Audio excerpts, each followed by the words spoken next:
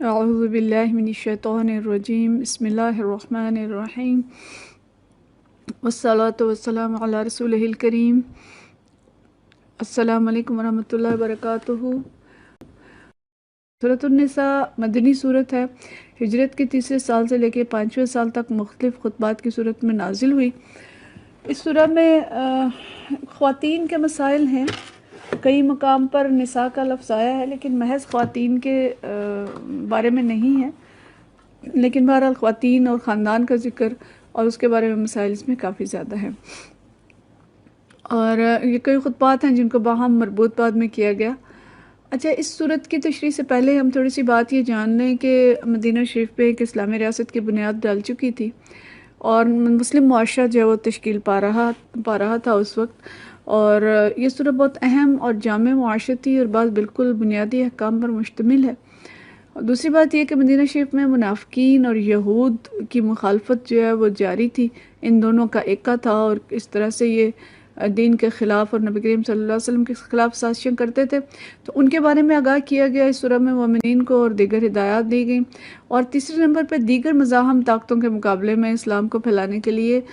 جس منظم جدوجہد کی ضرورت تھی اس کی طرف بھی رہنمائی ہے، اور بعض جگہوں پہ بہت پرجوش خطبے ہیں۔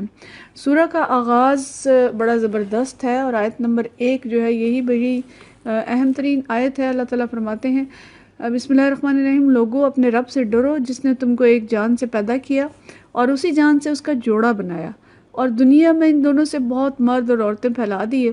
اس خدا سے ڈرو جس کا واسطہ دے کر تم ایک دوسرے سے اپنے حق مانگتے ہو، اور رشتہ اور قرابت کے تعلقات کو بگاڑنے سے پرہیز کرو، یقین جانو کہ اللہ تم پر نگرانی کر رہا ہے۔ یہ وہ آیت ہے جو نبی کریم صلی اللہ علیہ وسلم خطبہ نکاح کے وقت پڑھا کرتے تھے،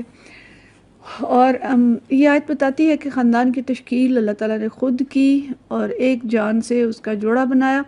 اور پھر بہت سے جوڑے آگے پھیلا دیے، خاندان کے تعلقات کو درست رکھنے کا حکم دیا، صلہ رحمی اور اللہ کا تقوی اختیار کرنے کا حکم دیا۔ آیت نمبر 2 سے لے کر 6 تک اس سورہ میں یتیموں کے حقوق بیان کیے گئے ہیں، جو مختلف چیزیں اس کے اندر بیان کی گئی ہیں۔ اس میں ان کے مال کی حفاظت، دیانتداری سے ان کا مال استعمال کرنا، اور جلدی جلدی نہ کھانا کہ وہ بڑے ہو جائیں اور مال ان کے بڑے ہونے سے پہلے ہڑپ کر لیں۔ یتیم کا مال کھانے والوں کو دوزخ کی آگ سے پیٹ بھرنے سے تشبیہ دی گئی، اور خصوصاً یہاں پہ یتیم بچیوں کے حقوق ادا کرنے کی بہت تاکید کی گئی۔ آیت نمبر 3 جو ہے اس میں بیک وقت 4 شادیوں کی حد مقرر کی گئی، بیک وقت نہیں 4 شادیوں کی حد مقرر کی گئی، اور اس وقت عرب میں تعدد ازواج کی کوئی حد نہیں تھی، یعنی یہ اعتراض کرنے والے یہ کہتے ہیں جی اسلام میں 4 شادیاں، لیکن صورتحال یہ تھی کہ جب نبی کریم صلی اللہ علیہ وسلم تشریف لائے ہیں تو عرب میں 10 20 50 اور 100 تک بیویاں رکھنے کا رواج تھا، تو اس وقت کے جو سچویشن تھی اس میں انہیں 4 کی تعداد پر پابند کیا گیا، اور شرط یہ لگائی گئی کہ اگر 4 شادیاں بھی کرنی ہیں تو ان کے ساتھ انصاف کرو، اور اگر انصاف نہ کر سکو تو پھر ایک پر ہی قناعت کرو، اور اسلام واحد دین ہے جو ایک پر قناعت کا حکم دیتا ہے۔ عورتوں کا مہر ادا کرنے کا حکم دیا۔ اس کے بعد آیت نمبر 7 سے وراثت کے احکام شروع ہوتے ہیں، اور اللہ تعالیٰ نے اس قانون کو وضاحت سے لکھ دیا اور بتایا کہ تم نہیں جانتے کہ تمہارے لیے زیادہ نفع کا باعث کون ہے، والدین، اولاد اور رشتہ داروں میں سے۔ اللہ سب حقیقتوں سے واقف ہے اور وہ ساری مصلحتوں کو جاننے والا ہے۔ اور اس وراثت کے احکام میں ساتھ ہی اللہ نے یہ بھی فرمایا کہ یہ اللہ کی مقرر کردہ حدیں ہیں، اور ان کی پابندی کرنے والا جنت میں داخل ہوگا، اور ان حدوں کو کراس کرنے والا دوزخ میں جائے گا۔ بڑی خوفناک اور رسوا کن عذاب کی دھمکی اس میں دی گئی ہے، یعنی قانون وراثت کو تبدیل کرنا یا دیگر حدوں کو توڑنا گناہ کبیرہ ہے۔ پھر عورتوں کے تحفظ کے بارے میں آیات ہیں کہ نہ زبردستی عورتوں کے وارث بن بیٹھو، مراد یہاں پہ بیوہ یا دیگر عورتیں ہیں، اور نہ ان کا مہر اڑا جاؤ۔ مردوں کو حکم دیا آیت نمبر 19 میں کہ وَعَاشِرُوهُنَّ بِالْمَعْرُوفِ، کہ ان کے ساتھ بھلے طریقے سے رہو، عورتوں کے ساتھ بھلے طریقے سے رہو۔ ہو سکتا ہے کہ کوئی ایک بات تمہیں ناپسند ہو، لیکن اللہ نے اس میں بہت کچھ بھلائی رکھ دی ہو۔ اس کے بعد محرم رشتہ داروں کی، محرم خواتین کی فہرست ہے کہ جن عورتوں سے نکاح نہیں کر سکتے، سوتیلی ماں، مائیں، بہنیں، پھوپھیاں، خالائیں وغیرہ وغیرہ، اور دیگر تمام رشتے جو ہیں ان کی فہرست قرآن میں موجود ہے۔ اس کو اللہ کا قانون کہا جس کی پابندی لازم قرار دی، اور ایک حکم دیا جنگ میں جو عورتیں پکڑی ہوئی ہیں، اس وقت غلامی کا دور تھا اور اس غلامی کو اسلام نے بتدریج ختم کیا، تو ان عورتوں کے بارے میں قوانین بنائے، ان کو عزت اور احترام دیا، مہر دے کر ان سے نکاح کرنے اور ان کے بارے میں دیگر احکامات دیے گئے۔ لیکن ساتھ ہی جو حکم دیا کہ چوری چھپے آشنائیاں یعنی گرل فرینڈز اور بوائے فرینڈز بنانے کی کوئی گنجائش نہیں ہے اسلام میں، اور اسلام میں ایک ہی صنفی تعلق ہے جو کہ پاکیزہ تعلق ہے، اور وہ رشتہ ازدواج ہے۔ اس میں اجازت دی گئی کہ کسی کا ایک بیوی سے گزارا نہیں ہوتا تو 2، 3 اور 4 کر لے، لیکن آزاد شہوت رانی کو گناہ کبیرہ قرار دیا گیا۔ پاکیزہ زندگی، پاکیزہ تعلقات اللہ کو پسند ہیں، اور وہ معاشرے جن میں حلال اور حرام کا کوئی تصور نہیں ہے، وہاں پہ جو اس وقت کی صورتحال ہے ہم دیکھتے ہیں، کوئی اسلام کے 4 شادیوں پر تو اعتراض کرتے ہیں، لیکن یہ کہ ان کے ہاں اپنی جو صورتحال ہے جس کو ہم خود اچھی طرح سے سمجھتے ہیں کہ خاندان کا تصور ہی ختم ہو چکا ہے، بہت کمزور ہو گیا ہے، اور خاندان 2 مردوں پر بھی مشتمل ہے اور 2 عورتوں پر بھی مشتمل ہے، یعنی ہوموسیکسولیٹی جو ہے وہ ہے، سیکس ورکرز ہیں۔ تو عرب معاشرے جو اسلام آنے سے پہلے تھا اس طرح کی سچویشن اس وقت ان ممالک کے اندر پائی جاتی ہے، اس لیے اللہ تعالیٰ فرماتا ہے کہ اللہ تم پر اپنی رحمت کے ساتھ متوجہ ہونا چاہتا ہے، مگر جو لوگ خود اپنی خواہشات نفس کی پیروی کرتے ہیں وہ چاہتے ہیں کہ تم راہ راست سے دور ہٹ جاؤ، اور اللہ محبت سے چاہتا ہے کہ ہم پاکیزہ زندگی بسر کریں، اور خوشخبری دیتا ہے کہ توبہ کر لو اور بڑے بڑے گناہوں سے پرہیز کرو تو تمہاری چھوٹی موٹی برائیاں ہم ساقط کر دیں گے۔ یعنی اللہ تعالیٰ مہربان ہے، معاف کرنے والا ہے، اور رمضان میں تو ویسے ہی سیل لگی ہے اللہ تعالیٰ کی بخشش کی، اللہ کرے کہ ہم اس سے زیادہ فائدہ اٹھا لیں۔ عورتوں اور مردوں کو ہدایت کی گئی کہ جو کچھ اللہ نے کسی دوسرے کو دیا ہے اس کی تمنا نہ کرو، البتہ اللہ سے اس کا فضل مانگتے رہا کرو۔ یعنی عورت اور مرد کے درمیان کوئی مارکا برپا نہیں ہے کہ عورت کو یہ مل گیا اور مرد وہ لے گیا اور اس کی فضیلت زیادہ اور عورتوں کی کم ہے، دونوں کا اپنا اپنا مقام ہے۔ آیت نمبر 34 میں عورتوں پر مردوں کو قوام قرار دیا۔ قوام نگران ہوتا ہے، محافظ اور نگہبان، اور اللہ نے ان کو یہ مقام دیا ہے، اور اسی سے ہی خاندان بہتر چل سکتا ہے۔ قوام کا مطلب یہ ہرگز نہیں ہے کہ وہ کوئی لٹھ لے کے کھڑا ہے اور عورت کو کمتر قرار دے دیا گیا ہے، بلکہ جیسے کوئی بھی ادارہ ہے وہ نگران کے بغیر نہیں چل سکتا، تو خاندان کے لیے مرد کو نگران بنایا۔ صالح عورتوں کی تعریف کی کہ وہ اطاعت شار ہوتی ہیں، مردوں کے پیچھے ان کے حقوق کی حفاظت کرتی ہیں، اور سرکشی کرنے والی عورتوں کے بارے میں بھی قانون بنایا گیا۔ اس کے بعد اگر خاندان میں ناچاکی ہو تو صلح کرنے کے اصول بتائے گئے، رشتہ داروں سے حسن سلوک کی آیات آئیں، خاص طور پہ والدین کے ساتھ حسن سلوک کی تاکید کی گئی۔ شہادت حق ادا کرنے کا حکم دیا، اور منظر یاد دلایا گیا کہ روز محشر ہر امت میں سے ایک گواہ لائیں گے، اور ان سب پر نبی کریم صلی اللہ علیہ وسلم کے گواہ کی حیثیت سے کھڑا کیا جائے گا۔ ہم سب شہادت حق کی ذمہ داری رکھتے ہیں اور ہمیں ذمہ داری کو ادا کرنا ہے۔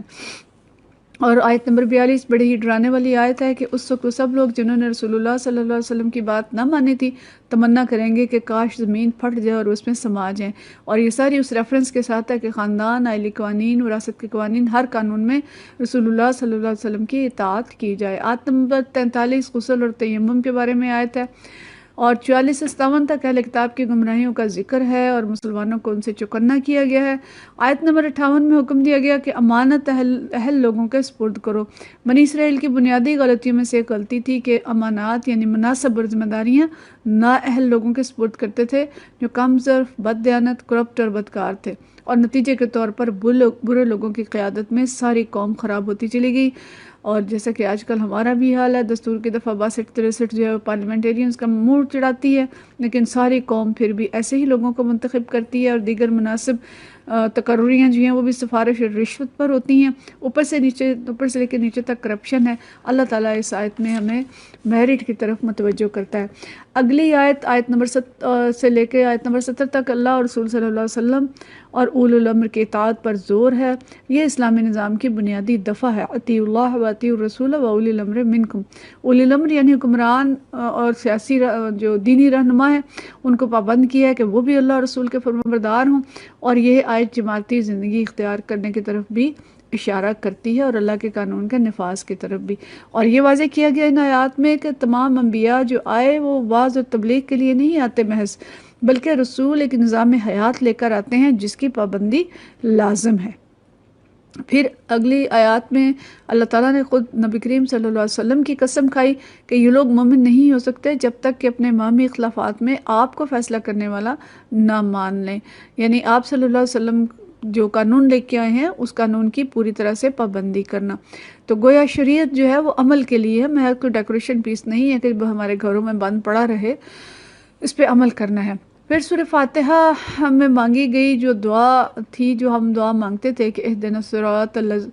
الصراط المستقیم صراط الذین انعمت علیہم، اس کا جواب اللہ تعالیٰ یہاں دیتا ہے کہ وَمَن یُطِعِ اللَّهَ وَرَسُولَهُ فَأُولَٰئِکَ مَعَ الَّذِینَ أَنْعَمَ اللَّهُ علیہم،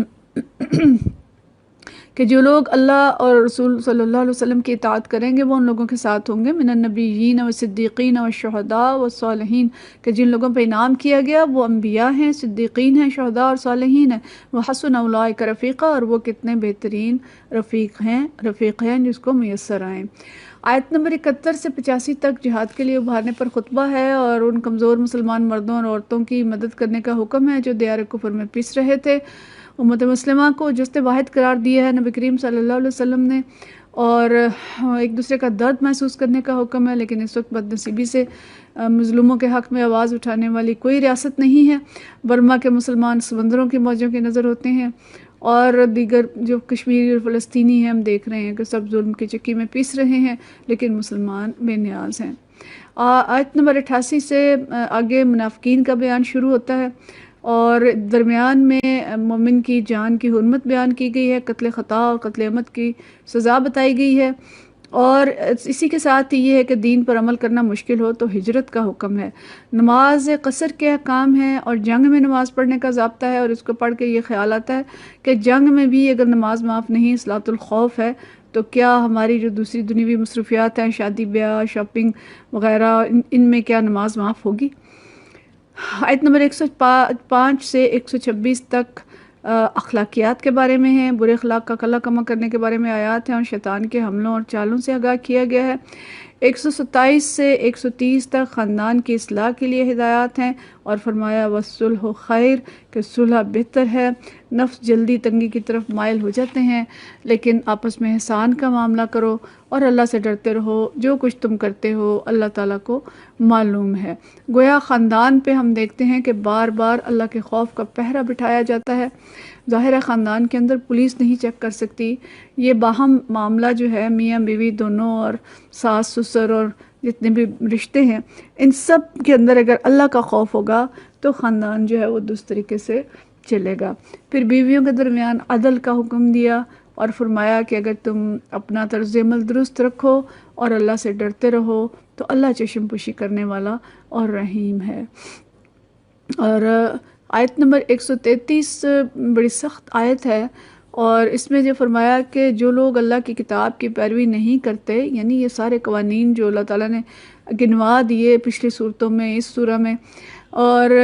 ان سارے قوانین کی پابندی نہیں کرتے تو اللہ کے لیے کچھ مشکل نہیں کہ وہ انہیں ہٹا کر اور لوگ لے آئے۔ بہت بڑی دھمکی ہے کہ اگر تم اللہ کی کتاب پہ عمل نہیں کرتے، اللہ کے دین کو نافذ نہیں کرتے اور اللہ کے دین کے لیے جد و جہد نہیں کرتے، تو اللہ کے لیے کوئی مشکل نہیں ہے کہ وہ اور لوگ پیدا کر لے جو اس کے فرما بردار ہوں اور اس کے دین کے لیے محنت بھی کرنے والے ہوں اور اس کی اطاعت بھی کرنے والے ہوں۔ 135 میں امت مسلمہ کا منصب کہ وہ دنیا میں عدل و انصاف کے علمبردار بنے اور اپنی ذات سے لے کر پوری دنیا تک اس عدل کو نافذ کرے، یہ گنا گیا اور کہا گیا کہ عدل کرو، خواہ اس کی زد تمہارے اوپر پڑتی ہو یا تمہارے رشتہ داروں پر پڑتی ہو، لیکن عدل کرنا امت مسلمہ کی ذمہ داری ہے، اور اس کو عدل کرنا ہے اور عدل کا نظام جو ہے اس کو نافذ کرنا ہے۔ آیت نمبر 136 بڑی عجیب آیت ہے بظاہر اگر ہم پڑھیں، کہ کہا گیا کہ یا ایھا الذین آمنوا آمنوا باللہ ورسولہ، اور آگے تمام ایمانیات کا ذکر ہے کہ اے ایمان لانے والو، ایمان لاؤ، یعنی کافروں سے نہیں کہا کہ ایمان لاؤ، مومنوں سے کہا کہ ایمان لاؤ، یعنی ایمان کا محض دعویٰ نہیں کرو، اس کے تقاضے پورے کرو۔ اور منافقین زبانی دعویٰ کرتے ہیں، عمل نہیں کرتے، تو آگے دوبارہ منافقین کا ذکر ہے کہ اہل ایمان کو چھوڑ کر یہ کفار کے پاس عزت تلاش کرنے جاتے ہیں، حالانکہ عزت ساری کی ساری اللہ کے لیے ہے۔ تو یعنی دونوں آیتوں کو اگر ہم دیکھیں، اس سارے مضمون کو ملا کے، تو مومنین کو ان ساری چیزوں سے منع کیا گیا اور انہیں حکم دیا گیا کہ وہ اللہ اور رسول صلی اللہ علیہ وسلم کی اور اپنے اولی الامر کی اطاعت کریں، لیکن یہ کہ کفار کی اطاعت نہ کریں اور منافقین کے ساتھ مل کے ان کی چاپلوسیاں نہ کریں۔ مسلمانوں کو حکم دیا گیا کہ ایسے مجلسوں میں نہ بیٹھیں جہاں اللہ کی آیات کے خلاف عرضہ سرائی کی جا رہی ہو۔ یہ بڑی اہم ہدایت ہے اس وقت بھی، کہ اس وقت مختلف محفلوں میں اور خاص طور پہ سوشل میڈیا کے گروپس میں طرح طرح سے دینی شعائر کا مذاق اڑایا جاتا ہے، ان سے ہمیں بچنا چاہیے۔ اور پھر حکم دیا کہ کافروں کے ساتھ دوستی نہ کرو، یہ منافقین جو حرکتیں کرتے ہیں جہنم کے سب سے نچلے گڑھے میں ہوں گے۔ یعنی بار بار آیات یہ آ رہی ہیں، منافقین کے ساتھ دوستی، کافروں کے ساتھ دوستی، ان کے ساتھ ایسے تعلقات رکھنا جو کہ زندگی کو متاثر کرنے والے ہوں۔ آخر میں اللہ تعالیٰ نے بہت پیارے انداز میں فرمایا کہ اگر تم شکر گزار بندے بنے رہو اور ایمان کے روش پر چلو تو اللہ کو کیا پڑی ہے کہ تمہیں عذاب دے۔ اللہ بڑا قدردان اور سب کچھ جاننے والا ہے۔ اور یعنی فرمایا اللہ تعالیٰ نے کہ اگر تم شکر گزار بن جاؤ اور اپنے ایمان کے تقاضے پورے کرو تو اللہ بھی قدر کرنے والا ہے، اور وہ تمہیں خام خواہ سزا نہیں دے گا اور تمہیں عذاب نہیں دے گا۔ تو یہ بڑا اہم حصہ ہے سورۃ النساء کا جو آج ہم نے پڑھا۔ جامع معاشرتی مسائل ہم نے دیکھے، اور خاص طور پہ خاندان کے تعلقات کو درست رکھنے کے لیے صلہ رحمی اور تقوی اختیار کرنے کا حکم دیا گیا۔ یتیموں کے حقوق جو ہیں ان کا ہم نے خیال رکھنا ہے، اور وراثت کے بارے میں اللہ کی حدود کی پابندی کرنی ہے، گھر میں اچھے طریقے سے رہنا ہے، چوری چھپے آشنائیاں کسی صورت ان کی اجازت نہیں ہے، اور اس میں ہم نے اپنے بچوں کے موبائلز اور اپنے اہل خاندان کی چیزیں ان پہ بھی نظر رکھنی ہے۔ اسلامی قوانین کی پابندی کرنی ہے، مرد عورتوں پر قوام ہیں اور صالح عورتیں اطاعت شعار ہوتی ہیں اور ان کے حقوق کی حفاظت کرنے والی ہوتی ہیں۔ بحیثیت مسلمان ہم نے شہادت حق ادا کرنی ہے، اور امانات ہم نے اہل لوگوں کے سپرد کرنی ہے، اور جو اللہ کے قوانین ہیں ان کے نفاذ کے لیے جد و جہد کرنی ہے، عدل کے نفاذ کے لیے جد و جہد کرنی ہے۔ اللہ تعالیٰ ہمیں عمل کی توفیق عطا فرمائے۔ وآخر دعوانا ان الحمد للہ رب العالمین۔